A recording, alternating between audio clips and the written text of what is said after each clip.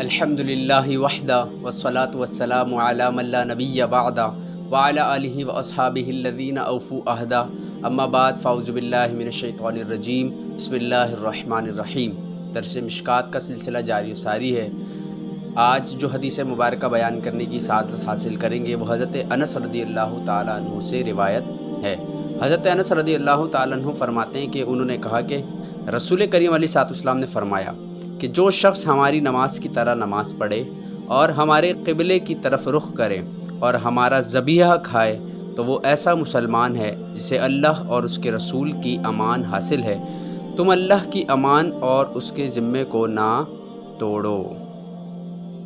छोटी सी हदीस मुबारक है, लेकिन देखें नबी करीम अलैहिस्सलाम ने किस तरह इसमें जो है वो इहाता फरमाया। वो इस तरीके से कि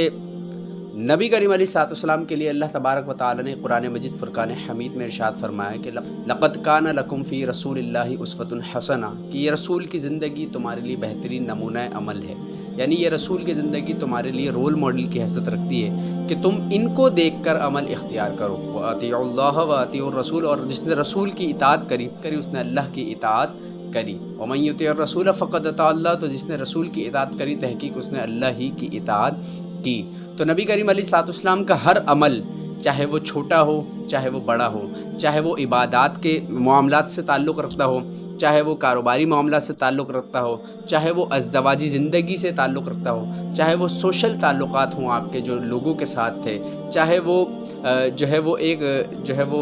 मुआशरे में किस तरह रहन सहन है उस तरीके के ताल्लुक़ात हों, पड़ोसियों के ताल्लुक़ात हों, जितने भी ताल्लुक़ात जो इंसान दुनिया में आता है और उसके बाद फिर अपनी ज़िंदगी गुजारता है, तो वो रसूल करीम अलैहिस्सलाम की अमल को फॉलो करते हुए अपनी ज़िंदगी बआसानी गुजार सकता है। तो नबी करीम अलैहिस्सलाम फरमाते हैं कि जिसने हमारी नमाज की तरह नमाज पढ़ी।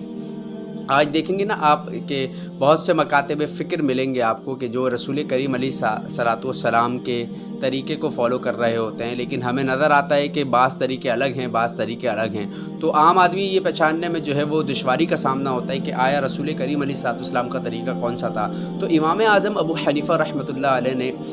रसूल करीम अलैहिस्सलाम की जो आखिरी नमाज थी, जो आपने आखिरी नमाज जिस तरीके से अदा करी थी, उसमें जो तरीक़ा था वो तरीक़ा फ़ॉलो करते हुए आपने उम्मत मुस्लिमा के लिए जो अहनाफ का तरीक़ा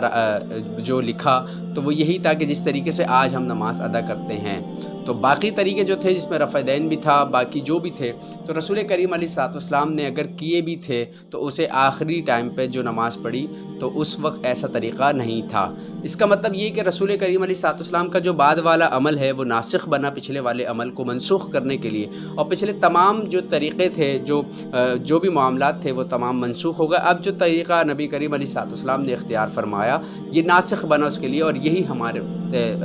यही हम पर अमल करना इस पर लाजिम और ज़रूरी है। इमाम आज़म अबू हनीफ़ा रहमतुल्लाह अलैह ने भी इसको इसी तरह ज़िक्र फरमाया, और नबी करीम अलैहिस्सलाम ने फरमाया कि जो हमारी नमाज की तरह नमाज़ पढ़े और हमारे क़िबले की तरफ रुख करके नमाज़ पढ़े। तो नबी करीम अलैहिस्सलाम ने पहले बैतुल मक़दस की तरफ रुख करके नमाज अदा फरमाई। उसके बाद आपने जो है वो कुरान की आयत नाजिल हुई तो आपने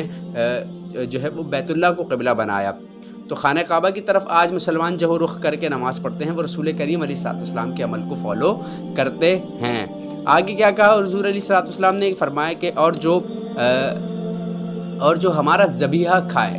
यानी कि जो मुसलमान जिस तरीके से ज़िबह करते हैं बिस्मिल्लाह अल्लाहु अकबर कह कर, तो वो ज़बीहा हलाल है। अब वो हमारा ज़बीहा खाए तो वो ऐसा मुसलमान है कि जो अल्लाह और उसके रसूल के अमान में आ जाता है, जिसको अल्लाह और उसको रसूल प्रोटेक्ट करते हैं, जिसको अल्लाह और उसके रसूल उसके ज़िम्मे ले लेते हैं, फिर उसको कोई भी बाहर वाली चीज़ उसके ईमान को ख़तरा जो है वो लाहिक नहीं होता, ईमान पर जो है वो हावी नहीं हो सकती। ऐसा नहीं है कि वो ईमान जो है अपना ईमान से खारिज हो जाए, बल्कि रसूल करीम अलैहिस्सलाम फरमाते हैं कि वो ऐसा अमान में आता है कि फिर वो ईमान उसके हाथ से जाता नहीं। और रसूल करीम अलैहिस्सलाम ने क्या फरमाया कि तुम अल्लाह की अमान और उसके ज़िम्मे को ना तोड़ो। अब अगर कोई इसके मुखालिफ करता है कि मिसाल के तौर पे रसूल करीम अलैहिस्सलाम ने जो तरीक़ा अपनाया नमाज का, आज कुछ लोग अगर उस तरीक़े से इख्तिलाफ़ करते हैं, मुखालिफत करते हैं, तो रसूल करीम अलैहिस्सलाम की हदीस मुबारक तो यही कह रही है कि वो अल्लाह और उसके रसूल के अमान में नहीं है। ज़िम्मे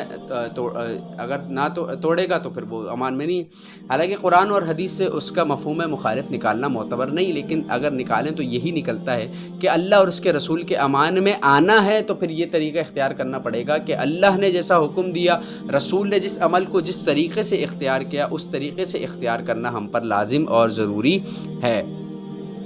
اسی طریقے سے مسلمانوں کا ذبیحہ کھانا بالکل حلال ہے، لیکن آج آج دیکھیں گے کہ فاتحہ خوانی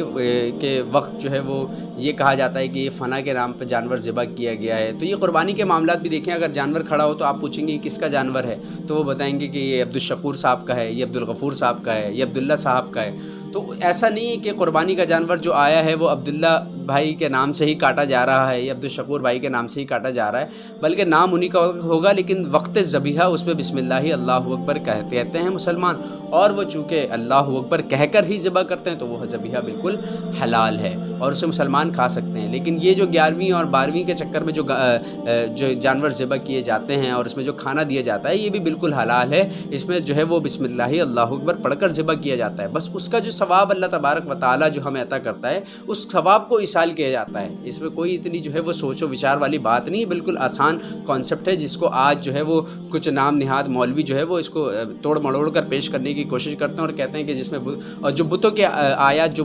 نازل ہوئی تھی وہ مسلمانوں پر چشمہ کرنے کی کوشش کرتے ہیں، ایسا کرنا بالکل جائز نہیں ہے۔ مسلمان بالکل بسم اللہ اللہ اکبر پڑھ کر اسے ذبح کرتے ہیں، اور ایک اکثریت اس میں شامل ہے، اکثر تعداد اس میں شامل ہے، اور اکثریت کا مطلب یہ نہیں کہ اکثر کر رہی ہے تو بالکل جائز ہے، اکثریت کر رہی ہے تو علماء نے اس کو جائز قرار دیا ہے کہ فاتحہ خوانی کرنا بالکل جائز ہے، ایصال ثواب کرنا بالکل جائز ہے۔ وہ جو ذبیحہ ہاں اگر اس کو وقت ذبح اگر یہ کہا جائے کہ یہ عبدالشکور صاحب کا جانور ہے اور عبدالشکور صاحب اپنا نام لے کے ذبح کر رہے ہوں تو وہ حرام ہو جائے گا، لیکن وہ بسم اللہ اللہ اکبر کہہ کر چونکہ ذبح کر رہے ہوتے ہیں تو اس لیے وہ جانور بالکل حلال ہے، اور اس کا جو بھی کھانا پکے گا وہ مسلمانوں کے لیے کھانا بالکل حلال ہے۔ تو اللہ تبارک و تعالیٰ سے دعا کرتے ہیں کہ جتنی چیزیں بیان کری اللہ تبارک و تعالیٰ اسے سمجھنے کی توفیق عطا فرمائے۔ وآخر دعوانا الحمد للہ رب العالمین۔